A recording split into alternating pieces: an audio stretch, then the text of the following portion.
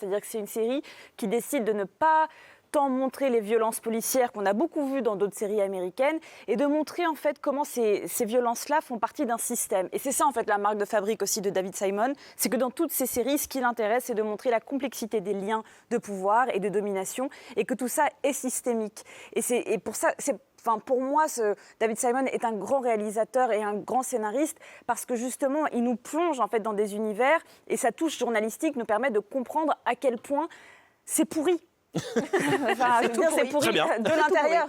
Et je trouve ça parfois beaucoup plus fort en fait, que de montrer un matraquage ou des images d'iPhone. En fait, c'est de comprendre que tous ces incidents-là qui peuvent paraître pas liés les uns aux autres, quand on réfléchit à l'histoire américaine mais aussi à l'histoire française, en fait, nous racontent l'histoire d'un système. Alors, à côté de vous, ce n'est pas le petit chien à côté de la plage arrière qui secoue la tête depuis tout à l'heure, c'est Pierre Langlais qui est d'accord avec vous. Alors, je suis à la fois d'accord avec tout ce qui a été dit, et moi, je suis le premier à appeler David Simon Dieu, j'adore son travail.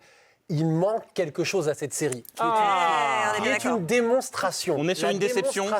Une déception, non, puisque c'est que ça reste indispensable.